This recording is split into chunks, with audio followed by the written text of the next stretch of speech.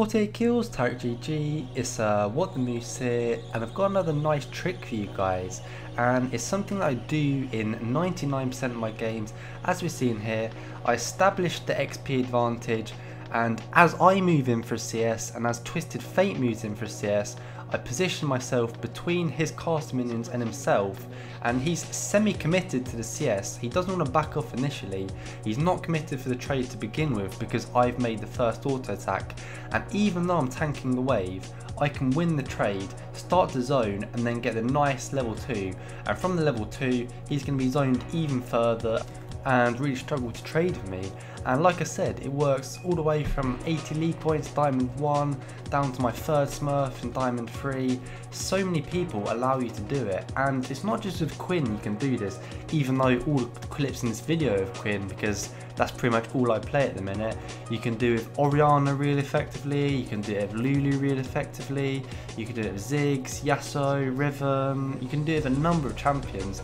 It just depends on what you start with, what your runes and masteries are, and knowing how to correctly implement this technique.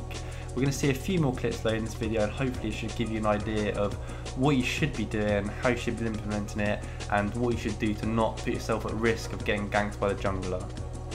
So, the most important thing with this technique is getting to lane early, and as you see here, I'm in lane incredibly early, and I'm actually pinging. I was on stream at this point, I'm pinging to let my stream know that I guarantee I'll be here between the wave, between Orianna, and I'll easily win the trade, even if Orianna takes shield, and that's exactly what happens. But like I said, get to lane early and then establish the XP advantage, and you do this by, pushing the wave, getting the minions lower and getting the XP advantage.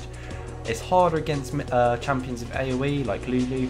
If Lulu gets to lane first and starts pushing, you will struggle, but I already had the XP advantage. Even though the minion didn't die, it was going to die before Orianna's minions. We can see there I'm only tanking one caster minion to begin with. It drops down to 2, the blind helps me through the trade, and I can back off. Orianna's already potted, and I'm definitely going to get level 2 first. Another advantage of this technique is by pushing to the tower early.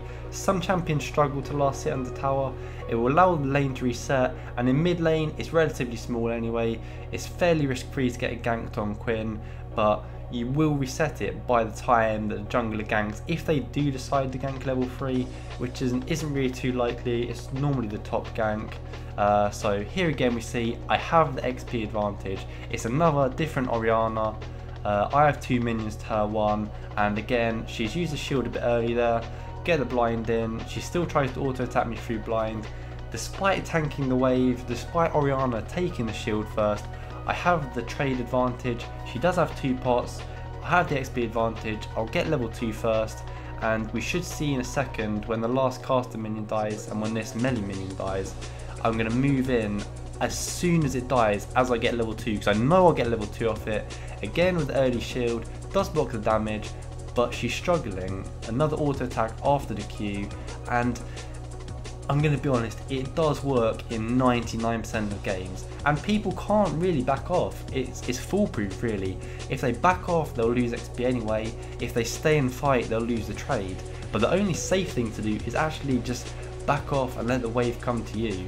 You don't lose the trade, and you won't lose too much XP, you won't lose too many CS for doing that.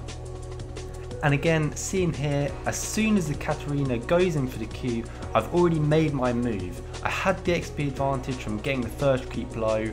I know she's going to go in for the Q, she has to do something, moving in behind and winning the trade. And even if I came out far worse, tanking the wave, Katarina escapes on full HP, I would still be fine because I had the XP advantage, and I'll get level 2 first and I'll be able to recover. Again, seeing here against Nidalee, he actually plays relatively well, forcing me to tank all 3 minions by walking into the wave. Through the heal as well, I end up tanking 2 minions, but 2 of my melee minions actually follow the Nidalee, and I will be able to get level 2 first again and start zoning him. And I know it sounds like I'm repeating myself, I'm trying to reiterate how OP this is and how unprepared a lot of mid laners and top laners are to react to it all the way through the ladder. It's something you should definitely try and implement in your play. You just need to be aware, get to lane early, get the XP advantage and move in when they go for the CS, and move in when you're likely to go for a CS. They're expecting your movement to be correlating to hitting a minion and not to trade between them and their wave level 1. Another important aspect of this is it actually helps you significantly in matchups that you're expected to lose. Like the LeBlanc Quinn matchup is fairly hard for Quinn, but if you establish the pressure early, it gives you a bit of advantage and allows you to survive to level 6, level 7 and start to get some items where you'll be able to roam. Moving on from that, it really helps you to trade more efficiently and learn how to trade with a number of different champions. You would trade differently with a LeBlanc than you would with a Nidalee. You'd time your cooldowns differently, you'd time your movements differently, and it really helps you to learn not just trading at level 1 but trading throughout the game, learning what you should be doing, how you should be doing it and when you should do it.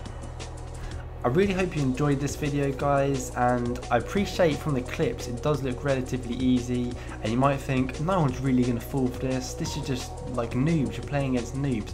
But there is a lot of thought process behind it, there is a lot of thinking that goes into it, and you do have to play relatively smart and disguise your play and really make it work. So it does take some practicing and it does take a while to master, but like I say, 99% of my ranked games I will do this, and about 90% of the games it does work, and it's hilarious, but that's the world we live in and the players aren't prepared for it, like I said.